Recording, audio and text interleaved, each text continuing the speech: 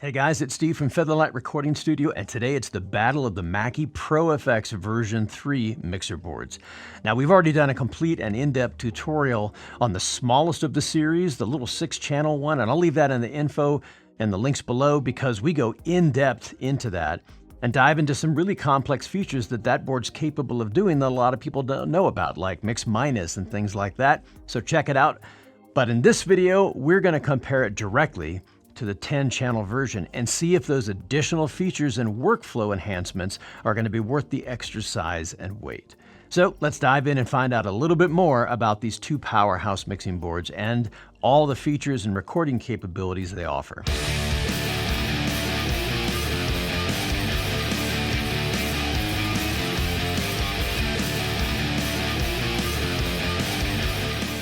Both sizes of the Mackie mixers come extremely well packaged in their retail box setups, and they both have the same contents.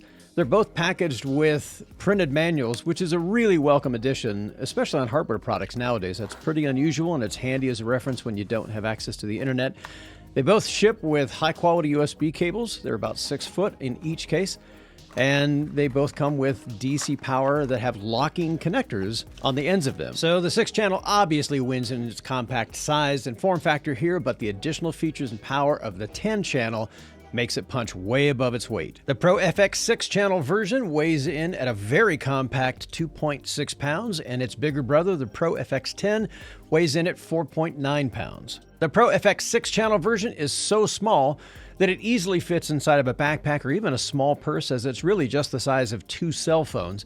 Its larger brother, the 10-channel version, still fits inside most backpacks easily and leaves room for most of its accessories as well. Both mixers, even the incredibly small ProFX6, have DC connectors with locking connectors on them. This is great for keeping things from getting kicked out during a live performance. They both have a physical power switch for on and off, and a rear-mounted USB port for 24-bit 192 kHz recording quality. Both the Mackie ProFX 6-channel version and the 10-channel version have the same combination Neutrik-style input jacks for the first 2 channels. These can accept balanced line level cables. These are the cables that are TRS, or tip, ring, and sleeve, so the 3 different connectors. It can also accept a standard XLR microphone cable that plugs into the outer ring. Check 1 2, check test 1 2, check 1 2. One of the biggest selling points of the Mackie is its powerful and crystal clear Onyx preamps.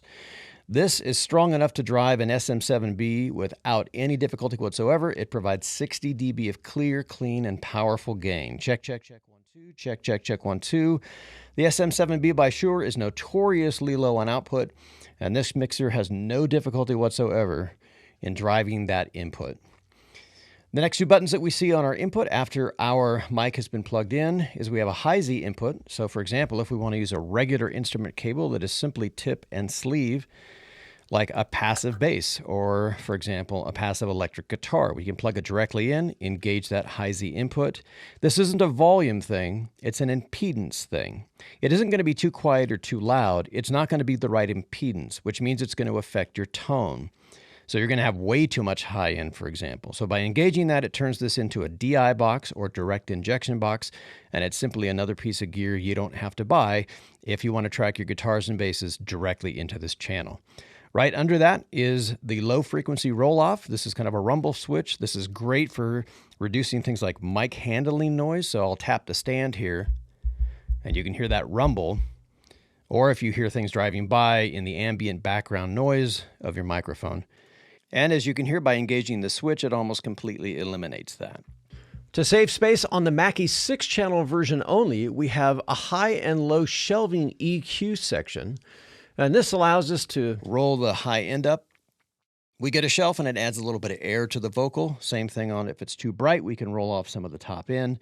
And then we have a bottom EQ here. So same idea, it'll roll up a little bit of bottom end, or it'll roll off if you have an excessively boomy signal. Next up is the effects section of the ProFX board. And on the smallest of these boards, it's the only one that doesn't actually have an individual knob to send to the effects unit itself. For example, like you do here on the EQ, you don't have a control to send a specific amount from channel 1 and then have a different amount being sent from channel 2. It's either 100% on or it's 100% off. The result of the switch positions go to the effects engine, and then from there to the effects to mains knob, where it's mixed with the main outputs. The entire line of Mackie ProFX version 3 mixing boards feature the GigFX engine, and this is an impressive collection of 24 different effects, all well thought out, really high quality effects, and very, very well suited for both recording and for live performance.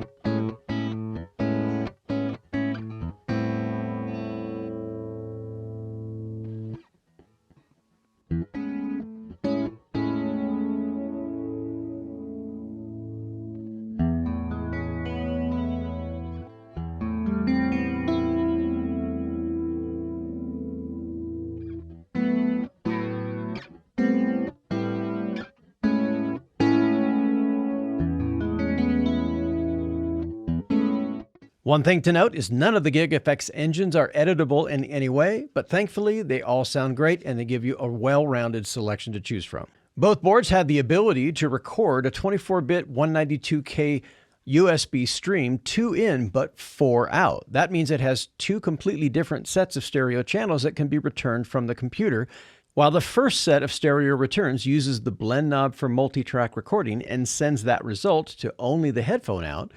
By depressing the USB 3.4 button on the last channel of each mixer, the second audio stream from the computer can be returned to the last stereo channel of each mixer and blended with the mixer's playback audio. This is what's known as a loopback feature and is great for things like streaming, podcasting, and screen recording. Both boards have an onboard 48-volt phantom power switch that can be engaged and sends phantom power to all the microphone inputs that need it. Both boards feature this 2-phone switch. This allows us to multi-track record. By using the blend knob here, we can blend back and forth between the computer audio that's being played back and the track we're recording into the mixer. The result shows up on our headphone jack. Both boards also feature this break switch. By depressing this mutes all of the channels on the mixer. This is great for when musicians in a live scenario want to go on break and they don't want anybody touching or messing with the mixer. And one final thing to note about the 6-channel version of the board, it's the only one in the entire series that doesn't have a true panning bus. You have a stereo pan switch. By depressing this, it hard pans channels 1 to the left and 2 to the complete right, but nothing in between. This is great for multi-track recording, but pretty inflexible for a live gig if you want to control the stereo field. So far, these two boards share a lot of the same design concepts and characteristics, as well as all the same great audio specs.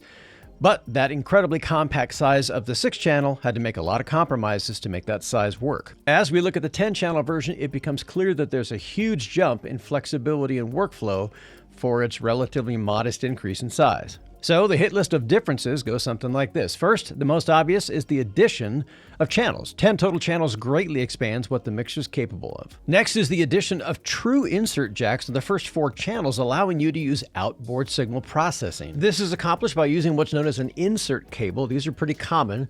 It's a stereo TRS on one end and 2 mono plugs on the other, a tip and a ring. We plug the stereo end of our insert cable into the insert jack, and we plug the tip and ring, or send and receive, into our external processor.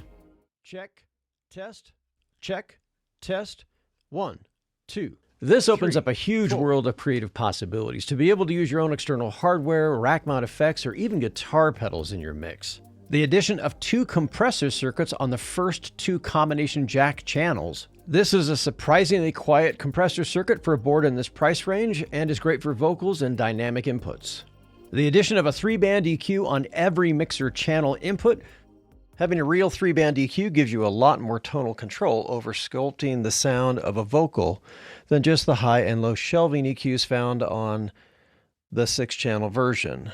With mid-range control, you can get a lot closer to the vocal sound you hear, and you can correct a lot more problems simply by having access to all 3 bands.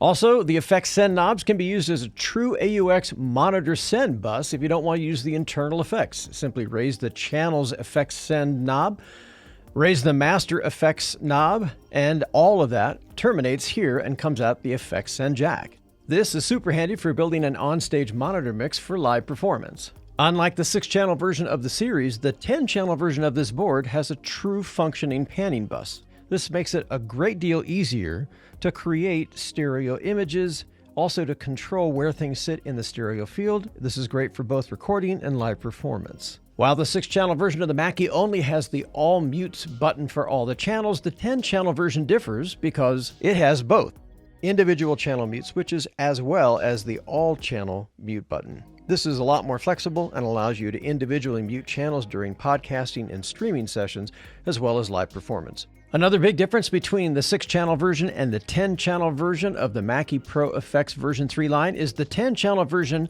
now includes a Footswitch jack that allows you total control over the GigFX engine. This jack allows a Footswitch to mute or unmute the effects engine, which is great for live performance or to subtly enhance a streaming or live podcasting setup or even karaoke performance.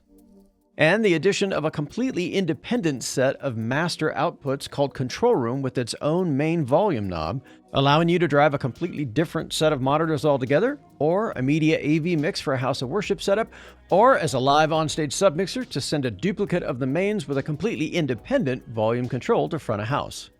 So as you can see, the 6-channel wins out hands down when it comes to things like compact size and portability. It's just so small and so incredibly convenient that you can put it in just about anything. But the 10-channel version has some amazing features and workflow enhancements that really make a giant impact on things like podcasting, on streaming, on recording in a studio application, and gigging live. And that's a lot of stuff to really consider. So if compact size is the most important thing, then without a doubt the 6-channel wins out. But if the additional features for that modest increase in size and weight matter to you, then you really need to check out that 10-channel. So I'd be interested to find out how you guys are going to use both sizes in the comments below. I'm always interested in finding out the new and creative ways that people use mixers. Hey, if you learned something or if this was helpful in any way, please hit the subscription and notification bells. It really does help keep the channel going. Stay safe, be creative, and we'll catch you guys in the next video.